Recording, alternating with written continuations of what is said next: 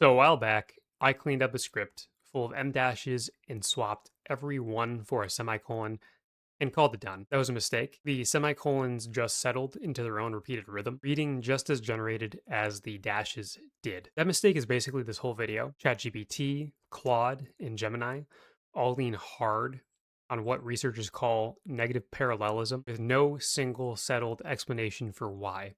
So let's walk through the evidence and then the fix that actually holds. So Pangram's Elias Misrour estimates these contrastive sentences show up about 3 times as often in AI writing as human writing. That's his own estimate, one detection companies read, rather than a peer-reviewed count. The harder number comes from the Washington Post, which found the construction in 6% of ChatGPT chats by July 2025.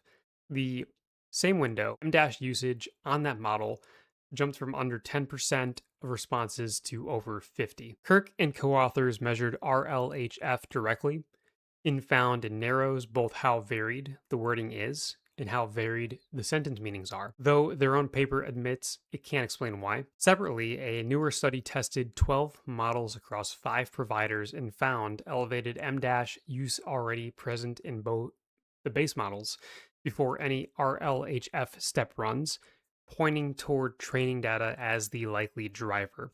So, two confirmed effects, still no shared explanation. This matters beyond annoyance because these ticks are exactly what detection tools key on. Mazror says the specific markers keep shifting, but AI text is not getting any harder for his software to catch. One caution though, a German study found AI associated words like delve and showcase spreading into ordinary speech. That's a word choice finding, separate from whether sentence level ticks are spreading the same way. So here's that mistake again, slowed down. I had a draft loaded with M dashes. So I ran a straight substitution, every dash to a semicolon, and what came out was a clause, then a semicolon, then a restatement, over and over, a cadence just as recognizable as the dashes were. The tick lives in the sentence's shape, so the fix is restructuring. An independent clause becomes its own sentence,